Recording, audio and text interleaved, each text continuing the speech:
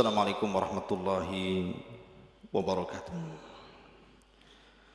Alhamdulillah wassalatu wassalamu ala Rasulillah wa ala alihi wa sahbihi wa mawalah wa la hawla wa la quwata illa billahi wa ba'd. Ma'asyiral muslimin, para pemirsa dimanapun Anda berada, kita tahu bahwa malaikat diciptakan oleh Allah Subhanahu wa taala dari cahaya. Dan seluruh malaikat diberikan tugas masing-masing. Ada malaikat yang sejak diciptakan sujud sampai kiamat. Ada yang hanya ruku sampai kiamat. Ada malaikat yang bertasbih sampai kiamat. Tapi ada juga malaikat yang tugasnya jauh lebih mulia, seperti Jibril menurunkan wahyu, Mikail menurunkan hujan, dan begitu seterusnya. Tapi ada satu kisah, malaikat ini tidak pernah turun ke bumi kecuali satu kali. Bagaimana kisah malaikat ini? Ada 3 hadis yang ingin saya sampaikan. Pertama, hadis yang dikeluarkan Imam Muslim dari sahabat Abdullah ibnu Abbas radhiyallahu anhuma. Jadi suatu ketika Jibril alaihi salam sedang duduk-duduk bersama Nabi sallallahu alaihi wasallam. Tiba-tiba Nabi sallallahu alaihi wasallam dikejutkan dengan suara yang sangat keras yang disebutkan di dalam hadis sami'a naqidan. Naqid itu artinya suara pintu yang dibuka. Kemudian Jibril menjelaskan bahwa suara pintu itu adalah pintu langit yang terbuka, yang sebelumnya belum pernah terbuka. Karena langit itu punya pintu, wa futihatis sama fakanat abwaba. Nah, ketika pintu langit itu terbuka dan sebelumnya belum pernah pintu itu terbuka, Jibril memberitahu bahwa ada malaikat yang turun dari pintu itu dan tidak pernah turun sebelumnya kecuali hari itu. Kemudian malaikat ini datang menemui Jibril dan Rasul yang sedang duduk-duduk, kemudian mengucapkan salam. Kemudian dijawab. Kemudian malaikat ini mengatakan kepada Rasul, "Abshir binuraini utitahuma." Berbahagialah wahai Muhammad, Allah sudah memberikan kepadamu 2 cahaya, di mana Allah tidak pernah memberikan 2 cahaya ini kepada siapapun nabi sebelummu. Kemudian malaikat ini mengatakan, yang pertama Fatihatul Kitabi, dan yang kedua Khawatimu Suratil Baqarati. Yang dimaksud 2 cahaya itu artinya adalah pertama Fatihatul Kitab surah Al-Fatihah, dan yang kedua penutup daripada surah Al-Baqarah. Karena siapa yang suka membaca 2 cahaya ini, maksudnya Fatihah dan akhir surah Al-Baqarah, maka Allah akan berikan cahaya pada wajahnya. Makanya disebut 2 cahaya. Dan dari sini menunjukkan bahwa hadis Sahih Muslim ini, bahwa malaikat ini belum pernah turun sebelumnya. Jadi malaikat ini diperintahkan Allah Subhanahu wa taala hanya untuk menyampaikan surah Al-Fatihah dan akhir surah Al-Baqarah.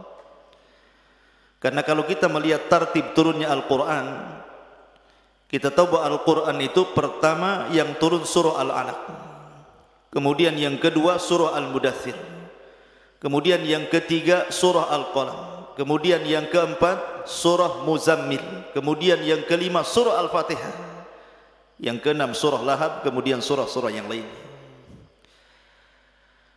Dan hadis ini menunjukkan tentang keutamaan surah Al-Fatihah, bahwa surat ini adalah satu-satunya surat yang diturunkan oleh Allah lewat malaikat yang belum pernah turun ke bumi kecuali 1 kali. Makanya kenapa kemudian surah Al-Fatihah itu adalah seagung-agungnya surat di dalam Al-Quranul Karim. Bahkan isi Al-Quran ada pada surah Al-Fatihah. Kita tahu bahwa Al-Quran itu isinya sepertiga bicara tauhid, sepertiga bicara hukum-hukum fikih, dan sepertiganya bicara akhlak atau kisah-kisah para nabi. Dan di Al-Fatihah semua tergabung tiga-tiganya, baik tauhid, ibadah ataupun akhlak. Kemudian yang kedua, akhir daripada surah Al-Baqarah juga memiliki keistimewaan. Karena siapa yang membaca akhir daripada surah Al-Baqarah setelah qiyamul lail dan witir, maka Allah akan jaga dari setiap keburukan. Ini hadis yang pertama. Hadis yang kedua adalah hadis Hudzaifah ibn Yaman radhiyallahu anhu, yang diriwayatkan oleh Imam Tirmidzi, Ibnu Hibban, Ahmad dan juga At-Tabrani, menceritakan tentang kisah Hudzaifah ibn Yaman yang ikut salat maghrib bersama Nabi. Jadi suatu ketika Hudzaifah ini datang menemui Rasul, kemudian salat maghrib bersama Rasul, disusul dengan isya bersama Rasul, kemudian Rasul pergi. Hudzaifah membuntuti dari belakang. Kemudian tiba-tiba Rasul berhenti, kemudian berbicara. Tetapi Hudzaifah tidak tahu siapa yang diajak bicara Nabi. Apakah dia sedang berdakwah kepada kalangan jin atau sedang bicara dengan siapa? Tiba-tiba Hudzaifah terlihat oleh Nabi SAW. Kemudian Rasul menghampiri Hudzaifah, kemudian mendoakan Hudzaifah dan mengatakan, semoga Allah ampuni dosa orang tua kamu, wahai Hudzaifah. Kemudian Nabi SAW menceritakan kenapa dia terhenti, kemudian seolah-olah sedang berbicara. Rupanya ketika berhenti itu ada malaikat, inna malakan minas samai lam yakun zarani fasta'dhanallahu fi ziyarati fabasyarani annal hasana wal husaina sayyida syababi ahlil jannah. Kata Nabi SAW, sesungguhnya ada malaikat yang turun dari langit. Malaikat ini tidak pernah berziarah kepadaku, artinya tidak pernah turun ke bumi. Dan dia minta izin kepada Allah untuk menziarahiku dan menghabarkan gembira kepadaku bahwa dua cucuku Hasan dan Husain akan menjadi pemimpin para pemuda di sorga. Menunjukkan bahwa di sini malaikat ini tidak pernah turun ke bumi kecuali satu kali, dan menghabarkan kepada Nabi SAW, annal Hasana wal Husaina sayyida sababi ahlil jannah, sayyida syababi ahlil jannah, bahwa Hasan dan Husain itu pemimpinnya para pemuda di surga. Makanya saya nasihatkan lewat media ini, jadilah para pemimpin dalam setiap kebaikan. Jadilah anda pemimpin pada setiap kebaikan. Karena Nabi SAW mengisyaratkan kepada dua cucunya akan menjadi pemimpin para pemuda di surga. Dan ini, hadis ini menunjukkan fadlul Hasani wal Husain, ada isyarat tentang keistimewaan Hasan dan juga Husain. Ini hadis yang kedua. Hadis yang ketiga, hadis dari Abu Hurairah radhiyallahu anhu yang dikeluarkan Imam Ahmad dan juga At-Tabrani dan juga Baihaqi dalam Syu'abil Iman dengan sanad yang hasan. Jadi suatu ketika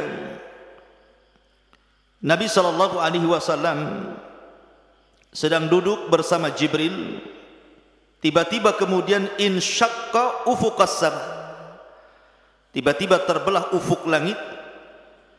Kemudian tiba-tiba Jibril memberitahu Nabi SAW bahwa turun malaikat yang belum pernah turun sebelumnya dan menghampiri keduanya. Kemudian malaikat ini tiba-tiba mengatakan, ya Muhammad, inna rabbaka yuqri'uka as-salah wa yukhayyaruka baina an takuna nabiyyan malikan wa baina an takuna nabiyyan 'abdan. Tiba-tiba malaikat yang tidak pernah turun ini kecuali satu kali itu memberitahu kepada Rasul, wahai Muhammad, sesungguhnya Rabbmu menitipkan salam kepadamu dan Rabbmu memberikan pilihan kepadamu. Apakah engkau ingin menjadi seorang nabi plus raja, ataukah menjadi seorang nabi dan menjadi hamba biasa? Kemudian Jibril mengisyaratkan kepada Rasul untuk merendahkan diri di hadapan Allah.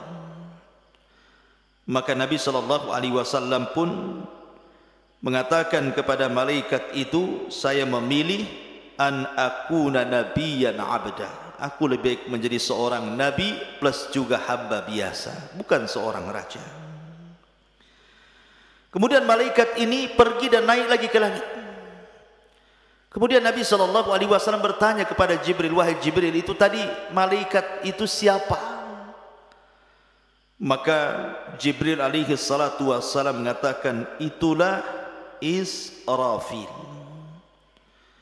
Khalaqahullah, Allah telah menciptakannya. Yauma khalaqahu baina yadayin safan qadamaihi la yarfa'u tarafuhu atau tarfahu bainahu wa baina rabbi sab'una nura. Ini malaikat Israfil ini diciptakan oleh Allah Subhanahu wa taala. Kita tahu tugasnya apa? Israfil ini meniup sangkakala. Dan sejak Nabi SAW diutus menjadi Nabi dan Rasul, disitulah mulailah Israfil meletakkan ujung sangkakala di mulutnya. Sampai-sampai ada kisah begini. Suatu ketika Nabi SAW tidak enak makan, tidur, minum, tidak enak. Tiba-tiba kemudian sahabat bertanya kepada Nabi SAW tentang kemurungan Nabi ini. Maka Rasul mengatakan, fakaifa un'am waqad iltaqamahu waqad iltaqama sahibul qarni qarnan. Bagaimana aku bisa merasakan nikmat, kata malaikat Nabi ini, sementara Israfil sudah meletakkan moncong trompetnya di mulutnya dan siap untuk meniup sangkakalanya. Makanya wajar Rasul mengatakan bahwa antara dia Rasul sallallahu alaihi wasallam dan hari kiamat itu seperti dua jari, kata Rasul, jari tengah dan jari telunjuk, karena dekatnya. Kenapa? Karena tidak ada nabi sepeninggal Nabi sallallahu alaihi wasallam.